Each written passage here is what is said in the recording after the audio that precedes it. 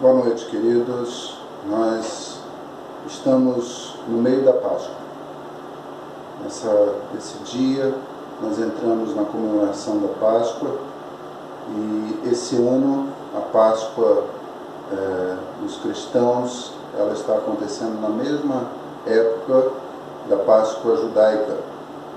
E esse é um fator muito interessante porque nem sempre as duas Páscoas se encontram. Mas é muito interessante a gente pensar na Páscoa e no significado dela para as nossas vidas. Páscoa significa passagem por cima, e está relacionado à libertação do povo de Israel do Egito, quando o Senhor passou sobre o Egito para trazer juízo sobre o povo do Egito, matando os seus primogênitos, desde o primogênito de Faraó até o primogênito dos animais. Então foi um tempo de muita tristeza, mas o Senhor preparou o seu povo justamente porque, tendo sido a última praga que Deus mandou para o Egito, Ele preparou o seu povo para não ser atingido por essa praga.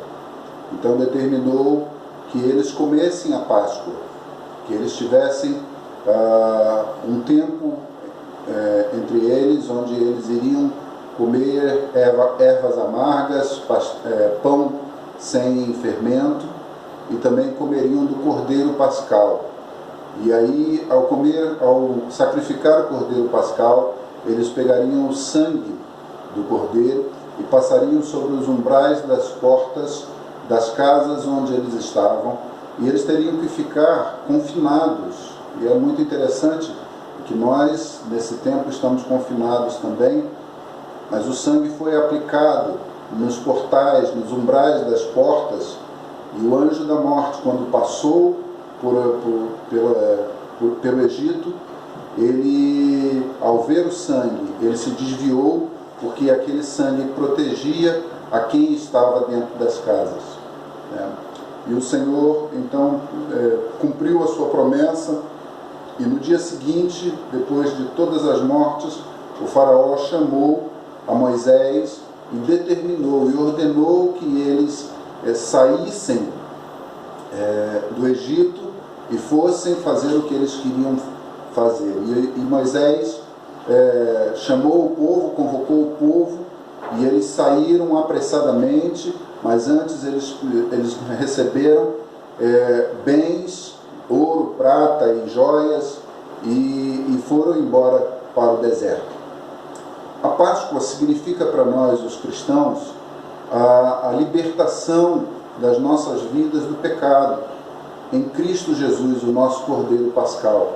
Jesus, ao morrer, ele derramou o seu sangue, e o seu sangue foi aplicado sobre as nossas vidas, e por isso hoje nós temos a libertação e vivemos a vida eterna. Temos a vida eterna porque o Senhor comprou as nossas vidas com o seu sangue.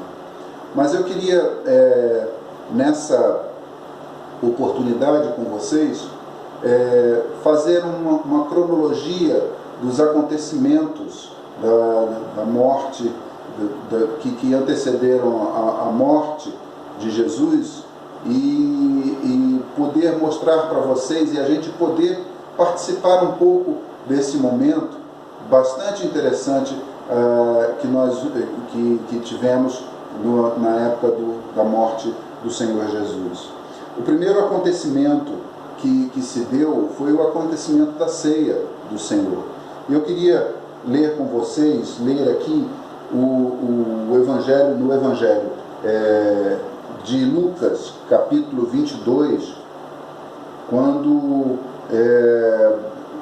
o Senhor Jesus pede aos discípulos para prepararem o lugar onde eles iriam ficar, e aí eles vão para um lugar chamado cenáculo. E eu estive lá em Israel, num lugar que possivelmente era o cenáculo onde Jesus esteve, é um lugar maravilhoso, e interessante. Ele estava naquele lugar, né, preparando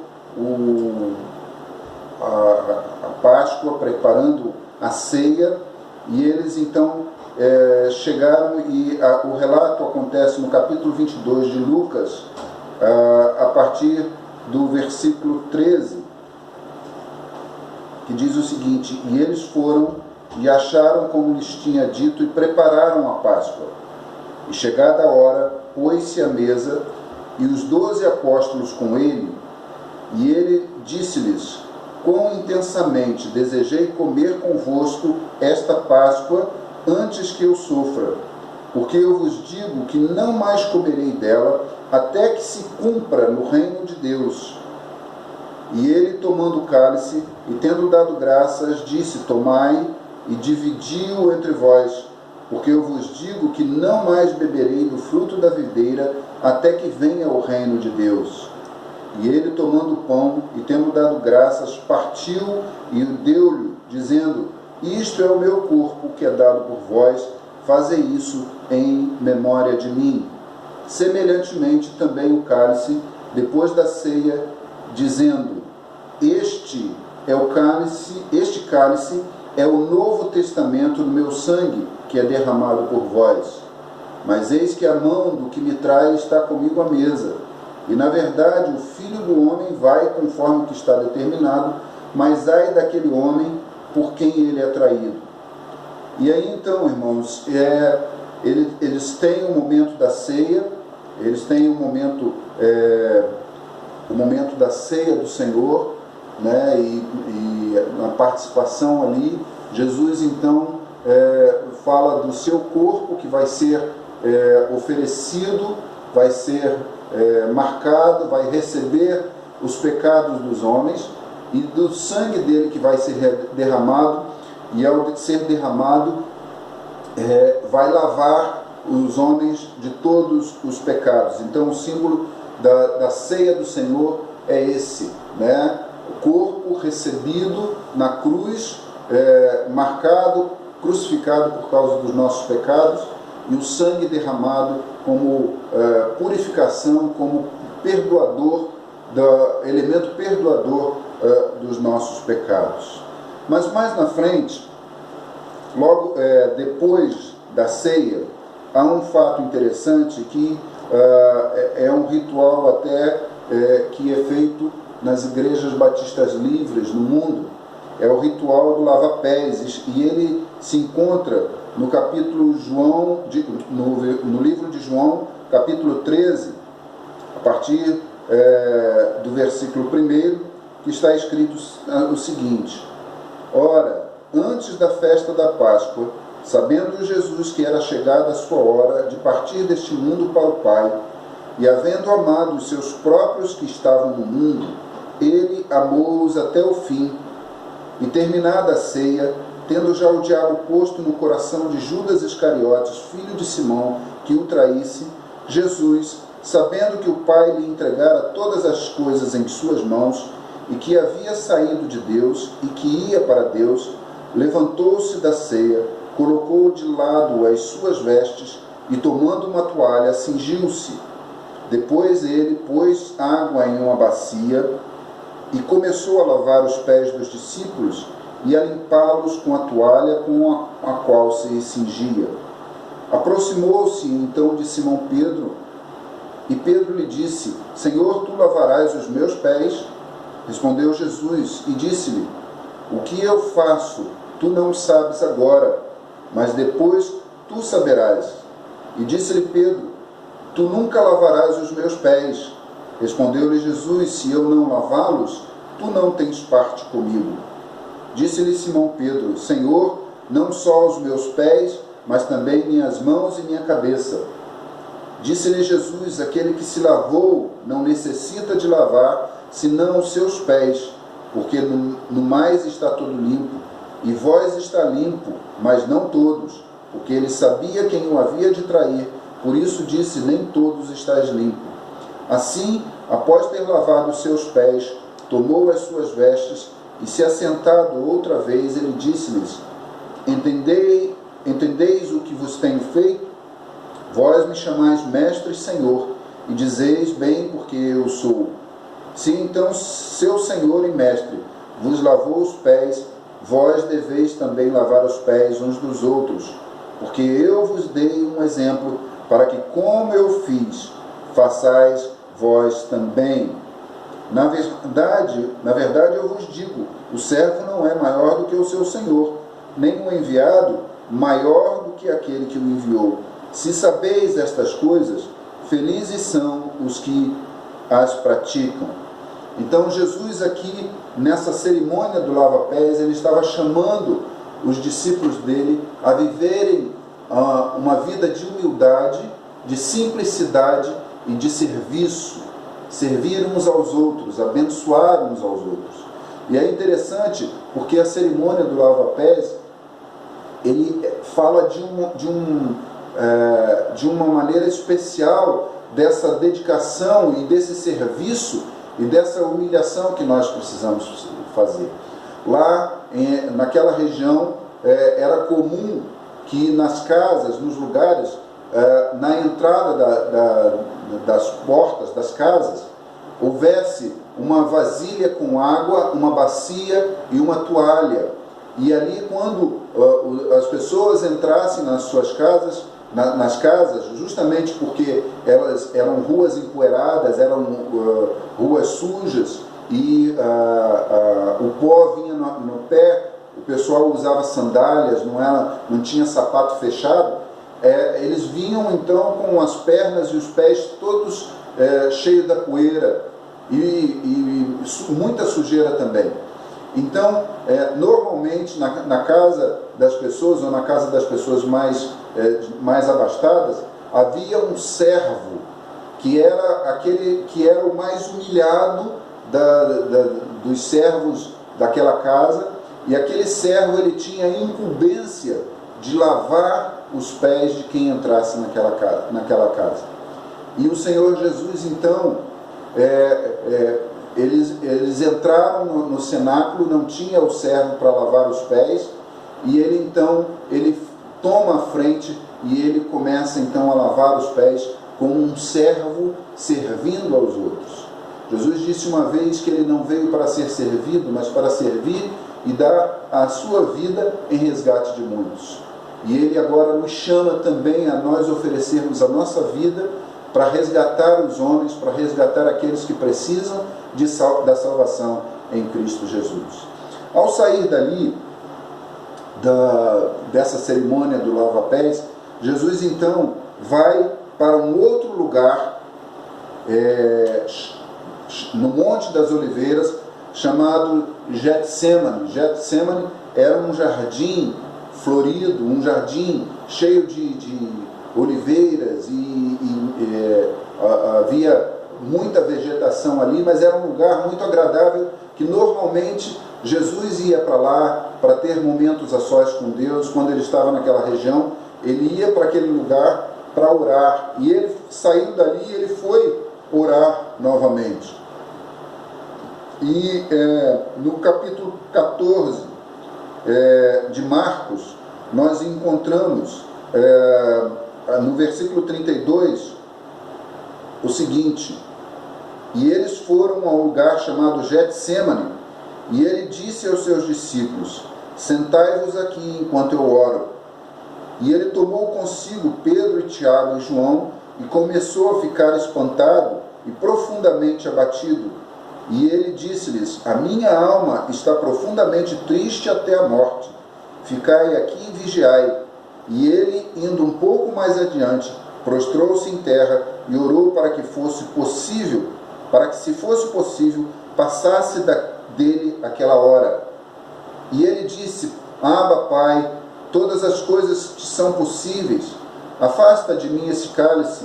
Todavia, não seja como eu quero, mas como tu queres. E ele, voltando, encontrou-os dormindo e disse a Pedro: Simão, tu dormes?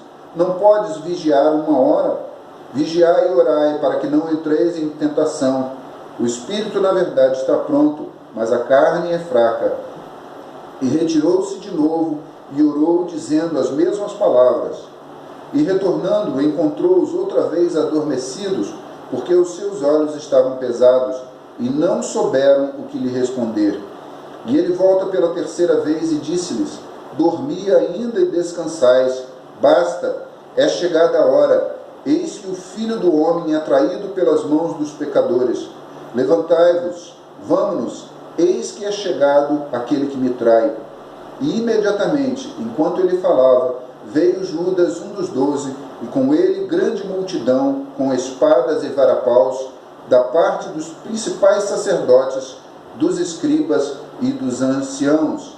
E o que o traía, tinha-lhes dado um sinal, dizendo: aquele que eu beijar é ele, prendei-o e levai-o com segurança. E chegando, aproximou-se dele imediatamente e disse-lhe: mestre, mestre, e o beijou, e lhe lançaram as mãos e o prenderam. Até aqui, até esse versículo 45. Então, nesse dia, que é o dia que nós estamos vivendo hoje, há tanto tempo atrás, Jesus viveu essa cronologia de fatos que culminaram com a sua prisão e depois o seu julgamento. Mas até aqui nós encontramos, já à tarde da noite, o Senhor Jesus orando, buscando a Deus, pedindo a Deus por ele, desejando não vivenciar aquela hora, porque ele iria receber os pecados, ele, o homem santo, homem sem pecado, ele iria passar por aquela experiência de morte e de receber sobre si os nossos pecados. E isso era muito dolorido, mas era uma experiência que ele diz: Senhor, não faça a minha vontade, faça a tua. Há um texto que diz que o Senhor, Deus, agradou moê-lo, se agradou moê-lo. Isso significa que a morte de Jesus foi suficiente, agradou a Deus, satisfez a Deus, no caso dele substituir o ser humano da condenação que devia ao ser humano. Então, Deus aceitou a morte de Jesus como substitutiva em nosso favor. Por isso, nós estamos aqui. Amanhã, na sexta-feira, nós vamos estar falando sobre o julgamento, a morte, a tristeza da morte de Jesus, né? É o que aconteceu na Sexta-feira Santa, onde Jesus é entregue por nossa causa. O julgamento dele, ele vai estar diante do Sinédrio, isso é diante dos líderes judeus, vai ser levado a Pilatos e depois vai ser levado para a crucificação. Mas, querido, eu quero deixar nessa noite com você o sentimento de que o Senhor cumpriu tudo aquilo que Ele precisava cumprir por nossa causa, porque Ele nos amou. No texto que fala a respeito do lava-pés, os primeiros versículos dizem que Jesus, tendo amado os seus, Ele os amou com um amor mais intenso. E por cada um de nós, o Senhor Jesus tem nos amado com um amor intenso. Então eu quero que nessa noite você receba no seu coração, na sua vida, a sensação desse amor sendo derramado sobre você. E aí você dê uma resposta para Deus. Porque Jesus está pedindo que se Ele fez coisas, que nós também façamos essas coisas por Ele.